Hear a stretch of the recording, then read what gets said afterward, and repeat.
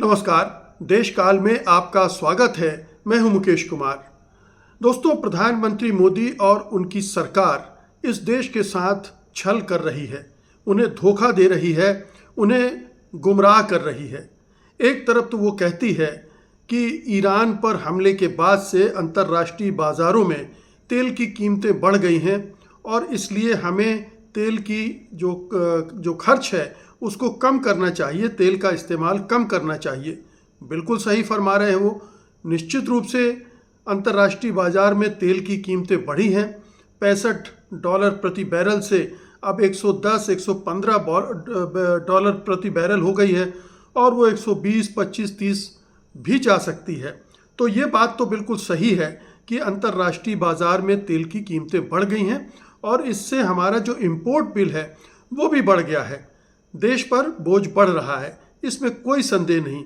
लेकिन माननीय प्रधानमंत्री और उनकी सरकार से पूछा जाना चाहिए कि अगर इम्पोर्ट बिल बढ़ रहा है तो उसका बोझ आम उपभोक्ताओं पर भर क्यों डाला जा रहा है और उन तेल कंपनियों पर क्यों नहीं डाला जा रहा है जो इस क्राइसिस की घड़ी में भी तेल निर्यात कर रही हैं।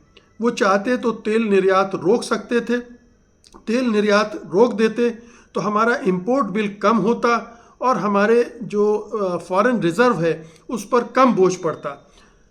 अगर एक्सपोर्ट को पूरी तरह से नहीं रोका जा सकता था तो आंशिक रूप से रोक देते, लेकिन ऐसा नहीं किया उसने ये निर्यात जारी रखा। और अब जो आंकड़े आ गए हैं वो बिल्कुल साफ साफ बता रहे हैं कि सरकार किस तरह से आम उपभोक्ताओं से खेल खेल रही है। न केवल हमसे ये कहा गया है कि आप पेट्रोल डीजल का इस्तेमाल कम कीजिए, कम यात्राएं कीजिए, मेट्रो में चलिए, पूल करके चलिए, घर से काम कीजिए, तमाम तरह की हिदायतें हमें दी गई हैं। लेकिन ये जो तेल कंपनियां हैं जो पिछले 12 साल से लगातार हमारा शोषण कर रही हैं, जब अंतर्राष्ट्रीय बाज़ार में तेल की कीमत 30, 40, 45, $50 प्रति बैरल थी, तब भी हमसे वही कीमत वसूलती रहीं, 90-100 रुपये प्रति लीटर। वो तेल कंपनियां आज भी मुनाफा कमा रही हैं, आज भी मुनाफा कूट रही हैं और हमारे प्रधानमंत्री हमें आम लोगों को सीख दे रहे हैं, सबक दे रहे हैं। अब आंकड़ों पर गौर कीजिए। मार्च अप्रैल के आंकड़े ही युद्ध फरवरी 28 को शुरू हो गया था। मार्च अप्रैल में साफ हो गया था कि पेट्रोलियम पदार्थों की क्राइसिस बढ़ने वाली है और रेट भी बढ़ने शुरू हो गए थे। लेकिन इस दौरान 1,32,000 करोड़ का कच्चा तेल विदेशों से आयात किया गया। ध्यान रखिए, 1,32,000 करोड़ का कच्चा तेल विदेशों से आयात किया गया, जो कि 15 से 12 अरब डॉलर के आसपास बैठता है। लेकिन इसमें से लगभग 40 से 45% 52,876 करोड़ रुपए, लगभग 6 से 7 अरब डॉलर का तेल विदेशों को निर्यात कर दिया गया रिफाइंड पेट्रोलियम प्रोडक्ट के तौर पर। यानी सरकार तेल मंगा रही थी, महंगी कीमतों पर तेल मंगा रही थी। ये भी मैं बता दूं कि भारत हर महीने 4.5 से 5 मिलियन बैरल प्रतिदिन कच्चा तेल आयात करता है। अप्रैल 2026 में तेल आयात बिल अचानक बढ़ गया था, करीब $18.63 बिलियन हो गया था। ये बिल बढ़ रहा था, लेकिन सरकार बिल बढ़ने दे रही थी क्योंकि वो ये जो तेल कंपनियां हैं उनके मुनाफे को रोकना नहीं चाहती थी, भले ही आम उपभोक्ताओं पर बोझ बढ़ता रहे। ये जो इस सरकार का चरित्र है कि जिसमें वो उद्योगपतियों को, बड़े बड़े जो कारोबारी घराने हैं, उनको कभी रोक टोक नहीं करती है। वो जो चाहे जैसे चाहे पैसा वसूलती रहें, लूटते हैं, लूट खसोट मचाती रहें, उन पर मोदी सरकार हमेशा मेहरबान रहती है। इस क्राइसिस की घड़ी में जब पूरा देश त्राही त्राही कर रहा है, हम सब जानते हैं कि कुकिंग गैस की कितनी किल्लत, भारी किल्लत हुई है, अभी भी मौजूद है, अभी भी हो रही है। लोग परेशान हैं, औने तीसरे 3-4 गुने दाम में गैस खरीद रहे हैं, तब भी पेट्रोलियम कंपनियों पर कोई पाबंदी नहीं लगाई गई। कई देशों ने बल्कि चीन ने तक अपने रिफाइंड पेट्रोलियम प्रोडक्ट को के निर्यात पर बैन लगा दिया है। लेकिन हमारे यहाँ आज भी तेल निर्यात हो रहा है और उसे रोका नहीं जा रहा है। ये बड़ी दुर्भाग्य की बात है। हमारी पेट्रोलियम प्रोडक्ट जैसे रिफाइंड तेल, पेट्रोल, डीजल, एटीएफ आदि का निर्यात कर रही हैं। सरकार ने बैन नहीं लगाया है। अगर मई के आंकड़े अभी तक तो उपलब्ध नहीं हैं, लेकिन अप्रैल में 2026 में पेट्रोलियम उत्पादों का निर्यात 9.59 बिलियन अमेरिकी डॉलर रहा है। लगभग 82,000 करोड़ रुपए का निर्यात किया गया है, जो अप्रैल 2025 के मुकाबले 34.66% ज़्यादा है। यानी पिछले साल जब देश में कोई क्राइसिस नहीं थी, उस समय ये सरकारी कंपनियां कम निर्यात कर रही थीं, और अब जबकि पूरा देश क्राइसिस फेस कर रहा है तो लगभग 35% निर्यात बढ़ा दिया गया है। यहाँ ये भी ध्यान रखिए कि रूस से हम सस्ता तेल आयात कर रहे थे, हमें अच्छी खासी सब्सिडी दे रहा था रूस। सब्सिडी नहीं कहना चाहिए, कम कीमत पर दे रहा था और रुपया में पेमेंट ले रहा था। उस समय हमने भरपूर आयात किया तेल का, अच्छी बात की, लेकिन उस तेल के आयात से फ़ायदा किसको हो रहा था?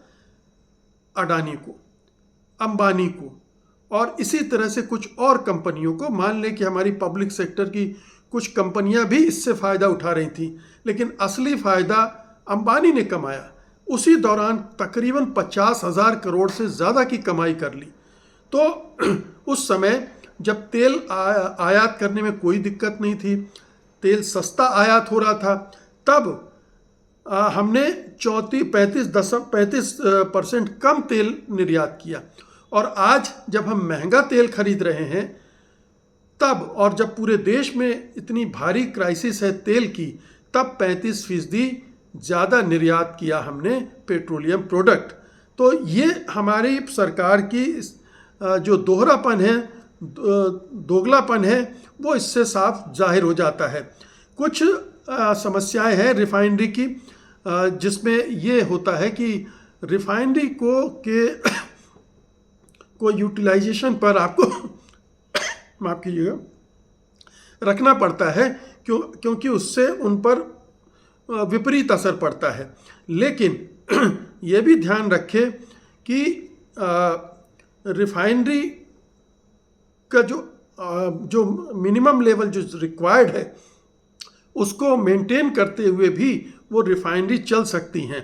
तर्क क्या दिए जा रहे हैं कि अगर रिफाइनरी पूरी क्षमता से नहीं चलती तो लागत हमारी बढ़ जाती, नौकरियां कम हो जाती, विदेशी मुद्रा की जो कमाई हो रही है वो रुक जाती, और नेट तेल आयात बिल घटता है। तो ये तो अच्छी बात है।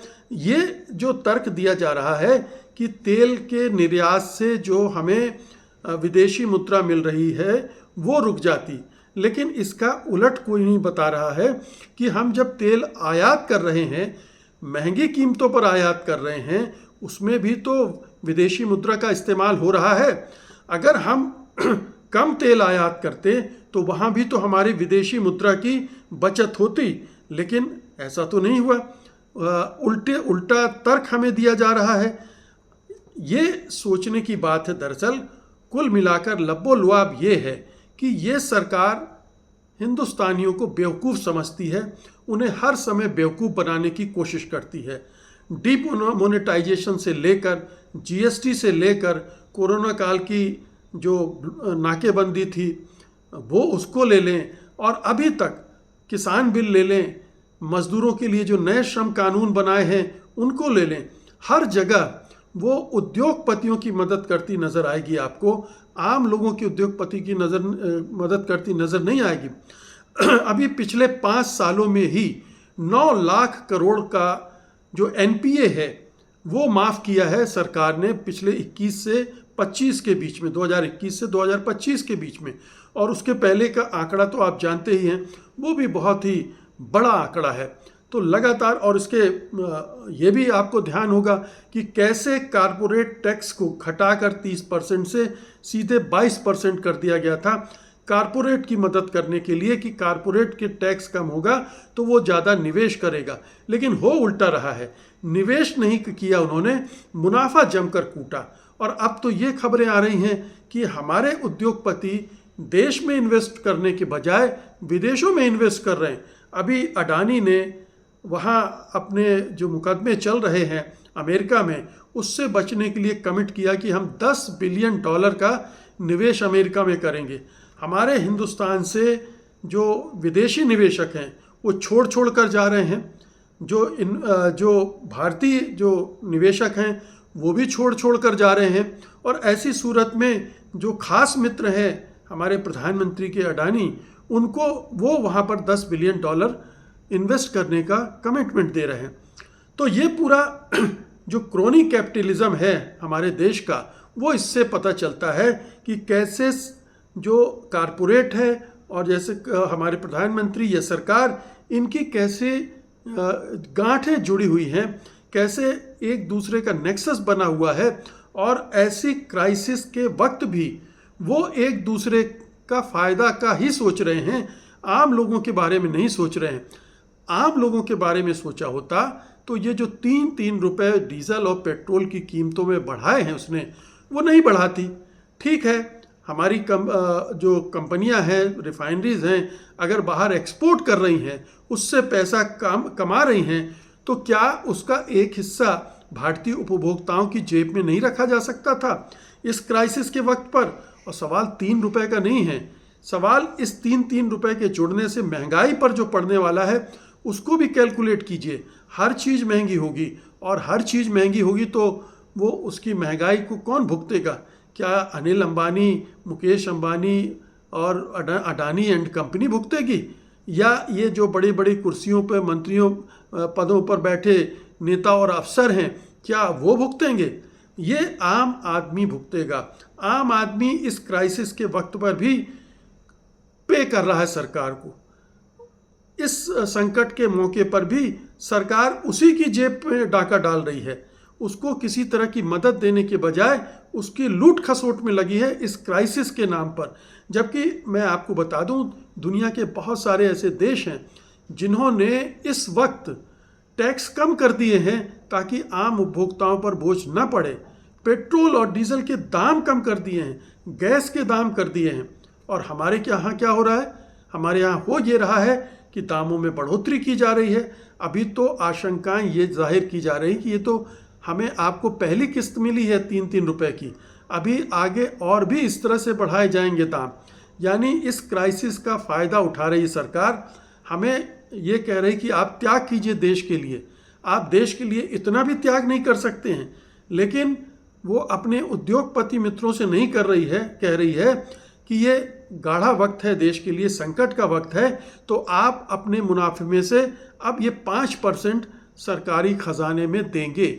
ये करने की हिम्मत नहीं है, या यूं कह लें कि ये करने की मंशा ही नहीं है, क्योंकि वो उन्हीं के पैसे से चुन के आ रही है, उन्हीं के पैसे से चुनाव लड़ रही है, उन्हीं के पैसों से तमाम तरह की यात्राएं होती हैं, ये तमाम फ़ायदे उठाए जा रहे हैं।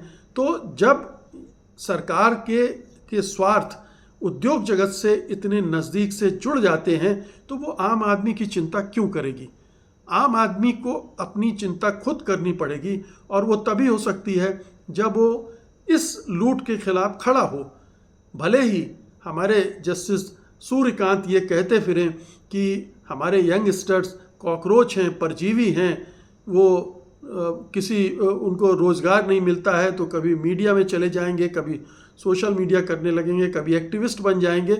उनको कहने दीजिए, हालांकि उन्होंने सफाई दे दी है, अब इस मामले में वो सफाई कन्विंसिंग नहीं है, किसी के गले नहीं उतर रही है, लेकिन इनको नज़रअंदाज करके भी जेन जी को और तमाम लोगों को सरकार के खिलाफ उतरना पड़ेगा।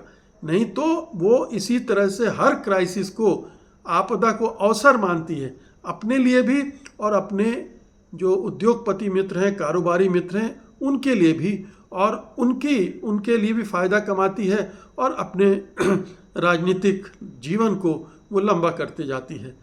बहुत ही दुर्भाग्यपूर्ण है, लेकिन सच्चाई यही है कि ये सरकार इस आपदा को अवसर के रूप में देख रही है। हमारे लिए आपदा है, सरकार के लिए अवसर है, उनके कारपोरेट मित्रों के लिए अवसर है। बहुत बहुत शुक्रिया आपका। धन्यवाद। नमस्कार।